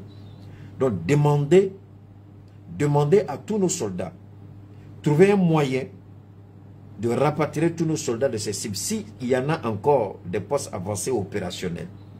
Et puis maintenant, acculer la MINUSMA de s'apprêter au plus tôt pour quitter le Mali. Et qu'on ne veut. Le délai avancé par la MINUSMA, on ne veut plus de ce délai. Le Mali même n'a qu'à imposer son délai. La MINUSMA continue de nous mentir, de nous mener en bateau, de nous manipuler. On ne peut pas accepter que la MINUSMA mette en péril la sécurité nationale du Mali, que la MINUSMA mette en péril la sécurité de nos éléments des forces armées du Mali. On ne peut pas accepter. On ne peut pas. On a averti la MINUSMA. Si la MINUSMA ne veut pas écouter, la MINUSMA risque de partir plus tôt que prévu. Je dis bien, c'est vrai, on nous dira, mais ça reste seulement 2 mois et demi. Novembre, décembre, c'est fini. Nous sommes déjà le 15 octobre. Donc, novembre, décembre, donc 2 mois et demi maximum, ils vont quitter le Mali. On peut encore se calmer, on peut encore se maîtriser. Beaucoup diront cela. Mais, pour un militaire, une fenêtre de 2 secondes, même d'1 seconde, est suffisante pour frapper. Les militaires savent de quoi je parle. Une fenêtre même d'une seconde est suffisante pour frapper une cible bien choisie. C'est vrai qu'on nous dit, ça reste 2 mois et demi. Mais à nos yeux, les 2 mois et demi sont trop. Maintenant, il faut acculer la MINUSMA. Il ne faut même plus laisser la MINUSMA dans les bases là et puis dire on va attendre. Moi, je propose même à l'armée de commencer à se rapprocher à 0 mètre des camps et de commencer à prendre position de tous les camps que la MINUSMA doit quitter. Qu'on n'attende pas que la MINUSMA dise on s'en va ce jour. Non. Qu'on soit déjà positionné autour de tous les camps. Il faut que la MINUSMA comprenne qu'on n'est pas, qu'on ne s'amuse pas. Et que les armes qui arrivent là, les radars qui arrivent, les lance-roquettes multiples qui arrivent, les blindés qui arrivent, les avions qu'on n'a jamais eu au Mali qui arrivent, parce que dans le cadre de l'Alliance des États du Sahel, les armes que le Mali va recevoir, parce que pour le moment, le Niger, on ne parle pas d'armes russes au Niger. Pourquoi? Parce que l'Union européenne, les Américains, la France, ils avaient bien équipé, il faut le dire, ils ont très bien équipé le Niger. Mais l'équipement, mais en même temps, le Niger a besoin. Donc pour le moment, le Niger a un certain nombre d'équipements, même si pour l'instant le Niger n'achète pas d'armes, le Niger a des équipements pour le moment. Il ne faut pas qu'on va se blaguer. Parce qu'il préparait le Niger par rapport à quelque chose. Ce qui fait mal à la France, c'est tout l'argent qu'ils ont investi au Niger, en armes, en munitions. Et le Niger est bien équipé. C'est pourquoi je ne parle jamais d'armes russes au Niger, parce qu'ils sont bien équipés. Et ça, arrêtons de nous blaguer, ils sont très bien équipés. Malgré les mensonges de Bazoum, ils ont été bien équipés. Parce qu'on équipait le Niger au même titre que le Sénégal. Il fait un moment, quand on envoie plein de blindés au Sénégal, on envoie les mêmes choses au Niger. Je suivais un peu. En ce moment, Bazoum, il avait la grande gueule. Donc, les armes que le Mali va recevoir, les nouvelles armes qui vont venir, on ne fera pas de publication, on ne fera pas de propagande, on ne fera pas de allez-y, regardez les... Non, on a dépassé cette étape-là. On est arrivé à un niveau où les gens regardent les armes et puis ils ont la diarrhée en même temps. Les gens voient les frappes des armes là, et puis même ils sont étourdis, ils se posent la question, Dieu, il faut me tuer, parce que si ça là me tue là, je ne sais pas comment je vais arriver en enfer. Peut-être que si toi, Dieu, tu me tues, tu auras pitié de moi après. Parce que les armes que la Russie va donner, les armes que la Russie est en train de mettre en place pour le Mali, je vous jure au nom de Dieu, même si la CEDEAO se lève contre les 3 pays là, ça va être compliqué pour la CEDEAO. Parce que ce n'est pas des armes seulement qu'on donne. Aujourd'hui, le Mali, le Niger, un peu, maintenant le Niger, sinon le Mali, le Burkina sont très aguerris aujourd'hui. Le Burkina est béni par rapport à Ibrahim. Aucun président du Burkina ne peut supporter ce que le Burkina subit aujourd'hui. Il a fallu que Dieu donne un président patriote prêt à mourir pour le Burkina. Un autre président, je vous jure que la population l'aurait lynché à mort. Mais c'est pourquoi Ibrahim, beaucoup au Burkina m'ont demandé de dire à Ibrahim de ne pas aller au front. Il n'y a pas longtemps, hier ou avant-hier, je voyais, il sortait de son blindé, il était au front. Il va au front. Malgré qu'on dise non, c'est plus fort que lui-même. Je dis c'est plus fort qu'Ibrahim lui-même. On peut passer notre vie à dire Ibrahim, il ne faut pas aller, mais Ibrahim il ne va pas nous écouter. Parce que c'est plus fort que lui-même. Il se dit, je ne peux pas dire aux autres d'aller mourir pour le Burkina et moi je m'assois dans un bureau climatisé. C'est comme ça qu'Ibrahim comprend. Mais en même temps, là où Ibrahim, on peut dire que son jugement, on peut dire qu'on n'est pas trop d'accord avec lui, parce qu'il incarne aujourd'hui quelque chose. Il incarne et il a une flamme aujourd'hui. Et cette flamme-là doit rester allumée aussi longtemps que possible. C'est à cet effet que souvent, on dit, c'est bien, mais bon, c'est pas de temps en temps, mais pas toujours. C'est vrai qu'en partant, il prend beaucoup de dispositions. Il prend énormément de dispositions sécuritaires pour partir. Mais ça démontre au moins que le monsieur est prêt à mourir pour son pays. Il ne voit pas que lui-même aujourd'hui, il est cette image-là. Aujourd'hui, Ibrahim, je peux dire, il est le président le plus populaire au monde. Même il est plus populaire que Vladimir Poutine. Arrêtez de vous blaguer. Ibrahim est plus populaire aujourd'hui que Vladimir Poutine. Il n'y a pas un président au monde aujourd'hui, même mon président Assimi Goïta. Ibrahim est plus populaire aujourd'hui. Mais ça, c'est Dieu qui lui a donné. Hein. Donc ça, il n'y a pas méchant. Nous, on n'est pas jaloux, on n'est pas méchant. On sait reconnaître ce que Dieu fait est bon. Tout ce que Dieu fait est bon. On sait reconnaître ce qui est bon. Cela ne veut pas dire que Ibrahim est mieux qu'Assimi Goïta. Je n'ai jamais dit ça. Je dis il est populaire. Ça, c'est Dieu qui a fait son étoile comme ça. Il a le verbe. Il a l'engagement. Il a la détermination. Il a l'amour de la patrie. Donc, à tout lieu, à tout instant, partout où il se trouve, il parle sans complexe. Il a tué en lui le complexe d'infériorité. Il démonte même ceux qui se disent intellectuels. Mais pourtant, c'est un soldat. Mais il n'a jamais renié à son statut de soldat. Donc,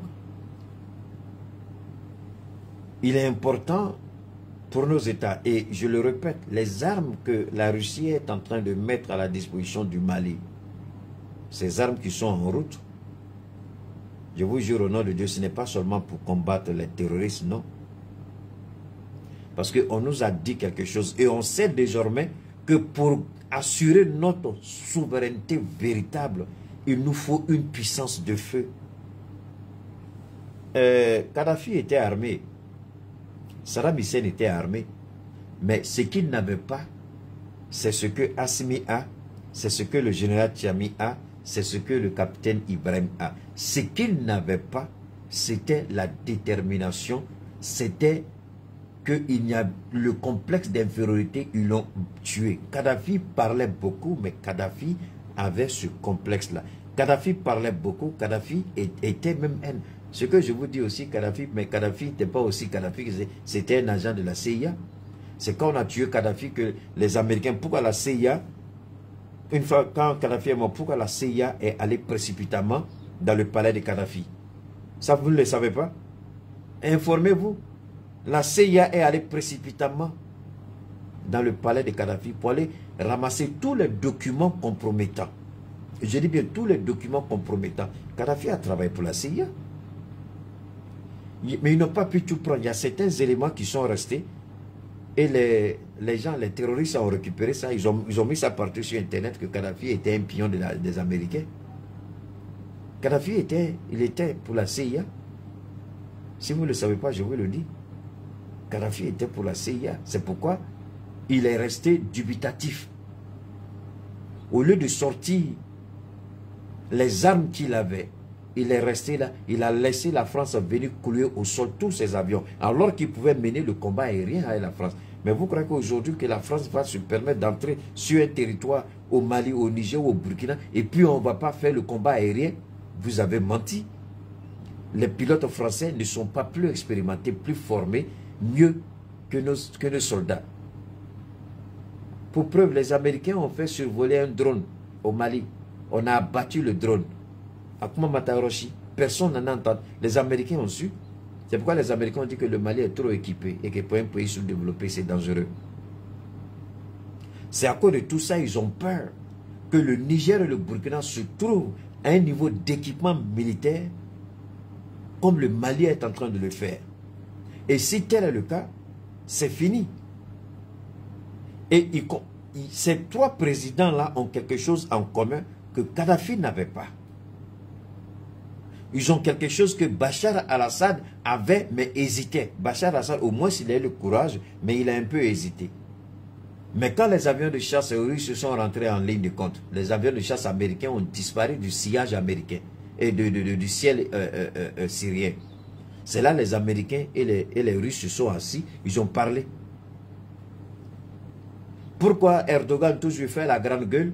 On ne fait rien à Erdogan. Parce qu'Erdogan, il a la puissance de feu sur mer, il a la puissance de feu sur terre, il a la puissance de feu dans les cieux. Il a les avions, puisque la Turquie même aujourd'hui produit des avions de guerre, des avions de combat. Les avions de guerre turcs sont plus performants, plus efficaces, plus dangereux que les avions de guerre des Américains et des Français. Parce que la Turquie est en train de faire l'alliage de toutes ces technologies-là pour produire des avions supersoniques, plus équipés, plus maniables que tous ces pays occidentaux. La Turquie a commencé. Donc, nos présidents aujourd'hui, tu rentres chez nous, on fait décoller notre avion contre toi. On n'a pas peur d'attaquer un avion américain. On n'a pas peur d'attaquer un avion français. C'est ça qui fait la force de nos chefs d'État. C'est ça qui fait la force de nos pays. Et ces dirigeants-là ont compris que ceux-là, c'est pourquoi la représentante américaine, elle dit ceux-là, ils savent ce qu'ils veulent. Quand elle a quitté le Niger, elle dit ils savent ce qu'ils veulent. Nos présidents savent ce qu'ils veulent.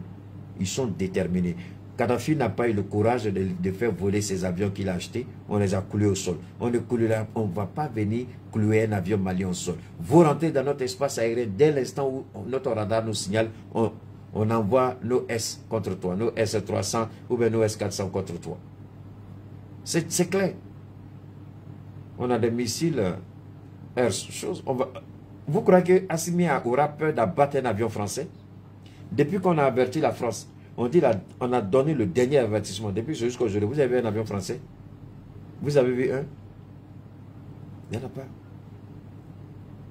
Le Niger, parce qu'ils ont compris, ils ont voulu faire la même chose au Niger. Ils ne savaient pas, c'est eux qui étaient au Niger, mais eux n'avaient pas donné un système de contrôle aérien au Niger. Donc ils étaient étonnés de voir que le Niger avait un système de contrôle aérien.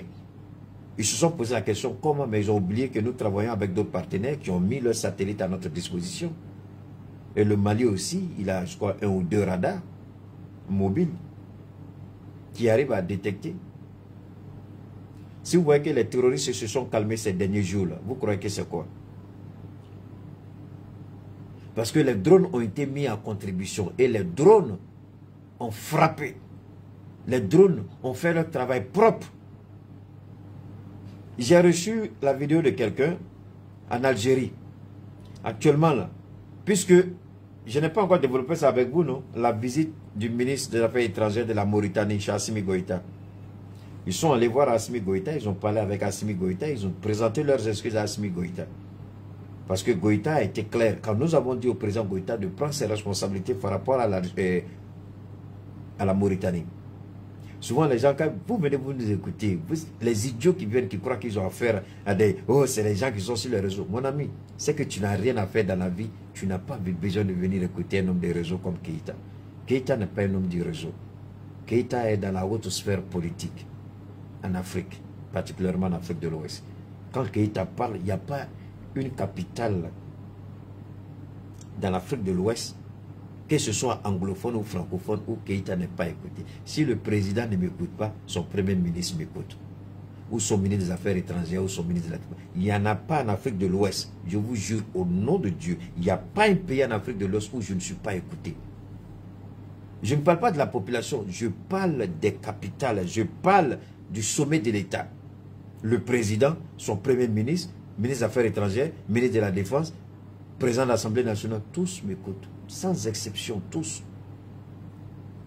Tous. On ne s'en vante pas, mais c'est la réalité.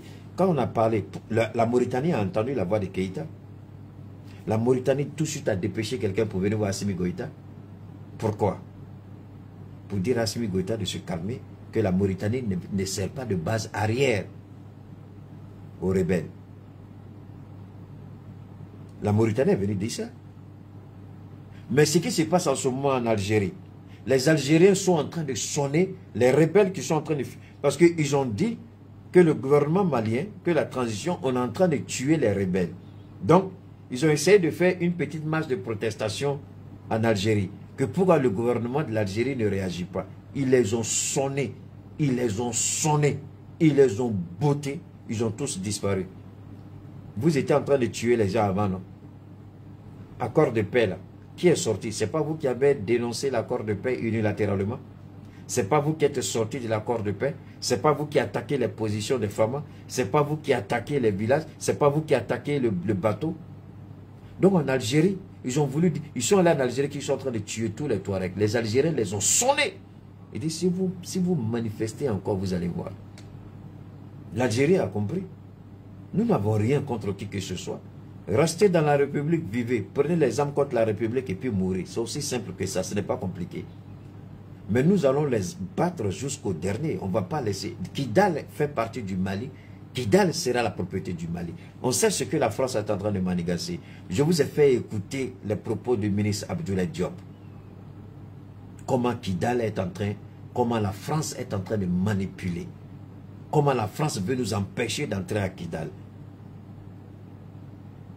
Mais comme c'est un travail que nous avons décidé de le faire pour l'honneur du pays, moi je n'attends rien de qui que ce soit, mais je mènerai ce combat-là avec la baraka d'Allah, Inch'Allah. Et nous allons gagner ce combat. Tant que Kidal ne rentrera pas dans la République, j'estime que mon travail est encore incomplet. J'estime que ce que je fais n'est pas encore atteint. Kidal rentre dans la République, on organise nos élections. Quand Assimi sera présent, j'aurais dit Dieu merci. Dieu m'a aidé à atteindre un objectif dans ma vie. Je dis bien un objectif, je n'ai pas dit l'objectif de ma vie. Un parmi tant d'autres. Et pour que on aille aux élections avec Assimi, notre candidat, nous on veut Kidal d'abord. Parce que si on organise ces élections présidentielles sans Kidal,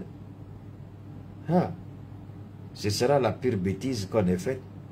Les attaques, les manipulations, la désinformation, l'intoxication, partout les gens vont sortir pour nous attaquer.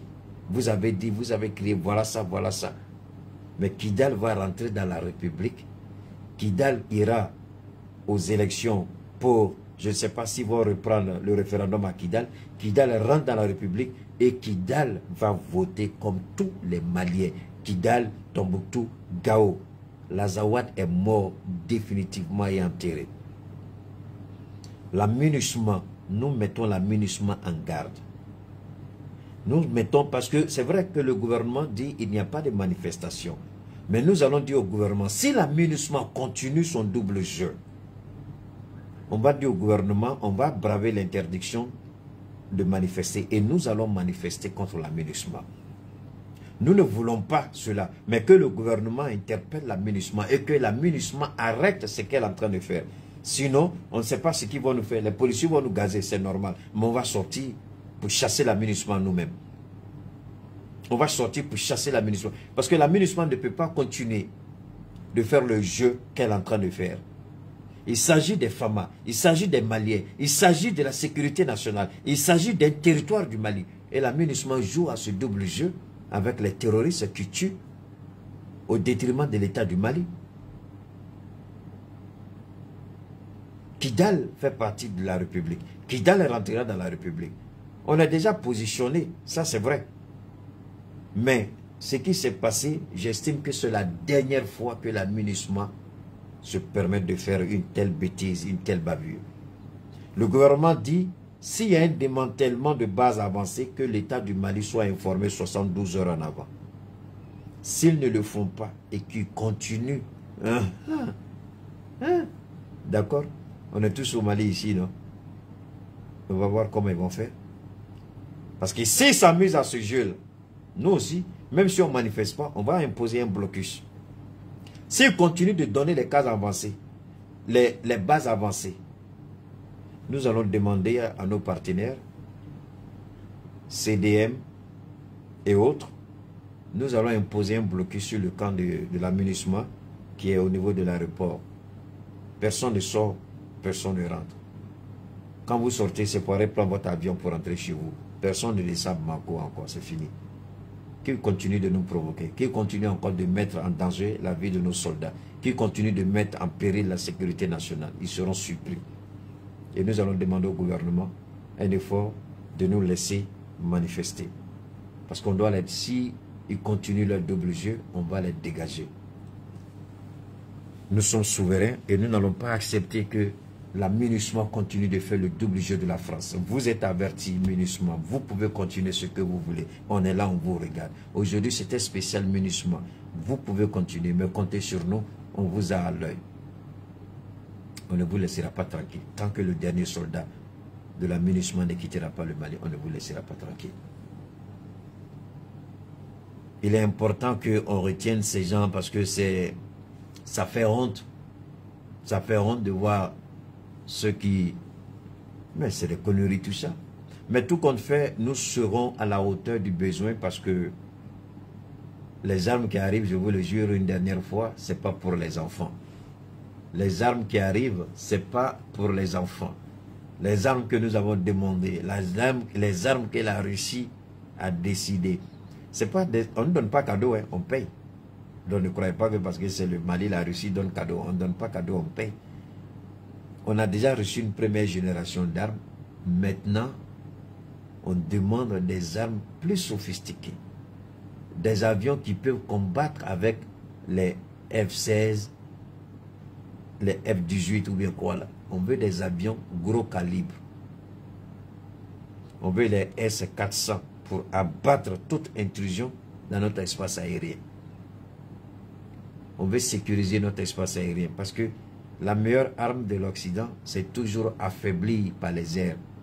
Vous coulez au sol, vous n'avez pas d'argent pour voler. Si vous ne pouvez pas voler, vous devenez vulnérable. Donc pour protéger nos avions, pour protéger nos acquis, il nous faut les S-400. Contre toute intrusion, automatiquement on bat les avions. On les abat, c'est tout, c'est simple. C'est ça, non? Mais c'est pas compliqué. On ne peut pas les laisser continuer à faire ce qu'ils veulent alors que c'est chez nous.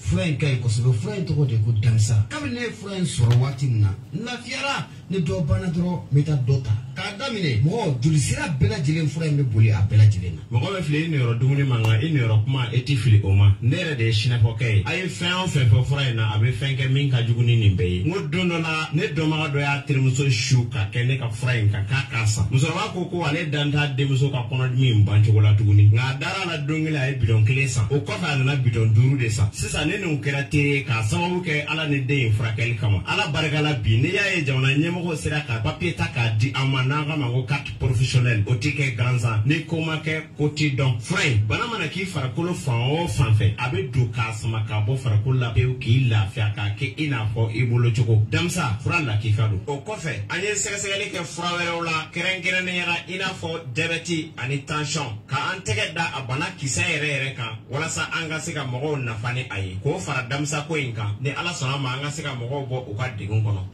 Ko ne ko anw ma mun yɔrɔ ka ja sinafɔkɛ a ka téléphone numéro bɛ sɔrɔ. Mun ye n balimakɛ a ka nɛgɛjuru sira o bɛ sɔrɔ o tɛ dɔwɛrɛ ye i mago b'a la a mana kɛ mun ye furako in ye fo ka taa se mago wɛrɛ ma i bɛ se ka sinafɔkɛ k'a yɛrɛ wele 75 01 63 95 walima 66 11 78 49 n'o ka gɛlɛn maa ma i bɛ se k'i senfa biribiri ka taa mun ye Jɛnɛbugu bɔlɔfantɛrɛn yɛrɛ kɛrɛfɛla la ye i mana sinafɔkɛ ɲininkali kɛ maa la bɛɛ lajɛlen ma yɔrɔ yiri la. Kɔni o kumana a damisa ko an bɛ taa ɲini an n'an sɔnma bɛɛ. An ka taa ɲɔgɔn fɛ. Alors, c'était le message de notre partenaire, Suleiman Sanogo, par rapport au produit Damsa, le produit que vous connaissez déjà. Ça fait un bout de temps que nous avons commencé cette aventure ensemble par rapport au produit Damsa. Le produit Damsa, ce n'est pas seulement un produit, c'est une gamme de 15 produits qui correspond aux différents besoins sanitaires, quelle que soit la pathologie ou les infections, infections cutanées, infections sexuelles, infections rénales, infections oculaires, infections sanguines. Vous avez un système déficitaire par rapport au bon fonctionnement de votre système immunitaire de défense. Vous avez le sang qui est infecté de telle sorte que vous avez un déséquilibre total. Vous avez des organes qui sont sérieusement infectés, qui sont malades. Nous ne sommes pas Dieu, nous ne sommes pas des magiciens. Nous vous proposons un traitement et le traitement que nous vous proposons, c'est un traitement curatif qui peut lutter, vous soigner et vous guérir complètement. Que ce soit le cancer, le VIH-Sida, glaucome, myome, que ce soit les kystes ou les fibromes, que ce soit les trompes bouchées, l'ovulation compliquée, que ce soit la libido qui n'est pas satisfaisante, érection molle, pas d'érection, à la seule condition que vous ne soyez pas que vous n'avez pas eu un problème de prostate ou tout n'a pas été enlevé. Parce que si vous avez un problème de prostate et que vous avez subi l'opération, si tout a été balayé, désolé, là, le DAMSA ne peut rien. Mais si vous êtes encore opérationnel et que vous n'êtes pas satisfait, vous voulez apporter un peu d'amélioration dans votre performance, le DAMSA se fera un devoir de vous aider. Donc si vous avez ces genres de problèmes-là, on ne peut pas tout dire pendant une intervention. On ne fait que donner une idée. Hein? Vous pouvez avoir aussi des allergies cutanées. Pour le DAMSA, il est très efficace. En tout cas, pour les allergies, il maîtrise le sang et c'est comme si vous n'avez jamais eu d'infection cutanée. Vous êtes guéri, si comme vous faisiez exprès. Alors nous, on reste évidemment ouvert. Si vous voulez plus d'informations en ce qui me concerne, si vous voulez des informations par rapport à votre pathologie, par rapport à votre infection ou par rapport à quelqu'un d'autre, plus d'informations veut dire quoi? Vous nous dites exactement ce dont il est question. Vous nous dites exactement quelle est la pathologie ou l'infection. Et nous, on vous fait une proposition. La proposition, si vous êtes d'accord, on vous donne les informations de paiement. Dès que le paiement est fait, on vous livre le produit. Beaucoup demandent si on livre en Europe, mais c'est la moindre des choses. Depuis des mois, on le fait, on le répète. Mais les gens posent toujours les mêmes questions. Si on ne peut pas livrer en Europe, on ne peut pas livrer aux États-Unis, on ne peut pas livrer au Canada, au Mexique, hein, en Afrique. Mais à quoi bon en parler sur les réseaux? On en parle sur les réseaux parce qu'on sait que le monde entier nous écoute. Donc pour dire où que vous soyez, on peut vous livrer votre produit. C'est aussi simple que ça. Donc si vous êtes intéressé par rapport au DAMSA, je reste disponible. L'indicatif du Mali, c'est le 223. Je dis bien l'indicatif, c'est le 223 72 77 47. 223 72 77 47. Vous laissez un message détaillé. Et bon, les gens continuent toujours d'appeler, mais la meilleure façon, c'est toujours de laisser un message pour qu'on puisse vous répondre. Merci infiniment. N'oubliez pas, si vous voulez vous habiller de façon élégante, de façon exceptionnelle, c'est Yaye Touré, vous la contactez. Elle se fera un devoir et un immense plaisir de vous habiller élégamment, hein, de la tête jusqu'à la chaussure, sans problème. Yaye Touré, c'est du côté de Sotiba. Vous prenez contact avec mes administrateurs pour avoir le numéro de Yaye Touré. Il n'y a pas de souci. Si vous êtes intéressé par Yaye Touré, vous pouvez aussi, si vous n'avez pas le numéro sur le petit écran, vous pouvez me contacter. Je vous donne le numéro de Yaye Touré et vous l'appelez. Ensuite, vous verrez, vous gérez le reste avec elle. Mais on ne peut pas terminer ce grand bal d'amour entre vous et moi sans que je ne parle d'une grande dame exceptionnelle. La crème des crèmes. Non seulement Dieu l'a dotée d'une beauté extraordinaire, d'une beauté sublime, mais Dieu a fait en sorte que son cœur soit aussi un cœur généreux, un cœur extraordinaire, un cœur sublime. Elle, c'est Fatoumata Batouli, la responsable du mouvement politique Ambiko. Elle qui prend de son temps pour écouter ses semblables. Dieu dit, prenez plaisir à donner qu'à recevoir. Fatoumata Batouli, elle prend plaisir à donner. Elle donne avec générosité. Elle donne sans réfléchir. Quand je dis sans réfléchir, évidemment, c'est avec une bonne réflexion, une bonne dose de réflexion. Parce qu'il faut donner là où il faut, comme il faut, avec la manière. Il y a des gens qui donnent, mais la manière fait qu'on regrette pourquoi on a reçu. Mais elle sait donner. La manière, elle fait avec amour, avec compassion, de sorte que vous ne vous sentez même pas gêné, parce qu'elle sait comment communiquer. Cette grande dame, c'est Fatoumata Batouli. Son mouvement, c'est Ambiko. Elle a décidé d'accompagner non seulement nos enfants, nos sœurs, nos jeunes filles, elle les encadre. Il y a des formations qui se font, ça je ne vous l'ai pas dit. Elle fait des formations et quand les jeunes filles finissent les formations, elle leur donne un fonds pour démarrer leur business. Elle fait ça avec nos jeunes filles qui suivent une formation adéquate en fonction de leurs besoins. Elles-mêmes estiment, voilà ce que je vais faire. Elles s'arrangent pour leur donner la formation et au terme de la formation, elle met un fonds, un capital pour démarrer leur business avec. Elles le font. Elle va dans nos localités les plus reculées, dans nos villages. là où il y a problème d'eau, adduction d'eau, elle ramène l'eau au village. Comme le jeune Kirikou qui allait déboucher la source d'eau. L'eau est venue au village et vous avez vu comment tout le village était heureux. Batuli, elle a mis une équipe de forage qui se permet d'installer des mini-châteaux dans les villages les plus reculés, là où il y a une acuité, là où il y a une sorte de difficulté pour avoir l'eau. L'eau qui est source de vie, ces gens-là vont à des kilomètres par moment aller chercher l'eau. Et l'eau même qu'elles trouvent par moment, c'est même pas agréable à boire. Il faut purifier, il faut faire bouillir l'eau, il faut passer par des procédés pour que les gens puissent boire. Dans ces villages, il y a des femmes qui naissent, autant pour moi, des femmes qui donnent naissance à des enfants. Des enfants qui naissent. Comment ces enfants sont nourris? Mais elle fait un effort pour accompagner la transition en allant dans ces endroits reculés pour mettre à la disposition de ces populations de l'eau potable à travers les forages d'eau, à travers les pompes villageoises, à travers les mini-châteaux qu'elle met dans ces différentes localités reculées. Et en plus, ceux qui sont véritablement dans une situation sanitaire compliquée, des gens qui se sont soignés, mais qui, à la fin, ne sont pas guéris, mais qui n'ont plus les moyens. Dès qu'elle est contactée, dès qu'elle est informée, elle demande tout de suite aux différents services qu'elle a mis autour d'elle de prendre attache avec la personne, d'organiser son évacuation. Si nécessaire, la personne est évacuée. Si nécessaire, la personne est hospitalisée sur champ ici au Mali. Si la personne nécessite une évacuation à l'étranger, automatiquement, elle met les moyens à la disposition pour que la personne soit évacuée. Mais elle n'a jamais rien attendu de qui que ce soit. Et moi, c'est un honneur de parler de cette dame-là, pour quelqu'un qui est généreux. C'est un honneur pour moi de parler du mouvement Ambiko. Je ne l'ai jamais vu, croyez-moi, je ne l'ai jamais vu. Je ne l'ai jamais vu. Mais comment j'ai été contacté, c'est Dieu seul qui sait.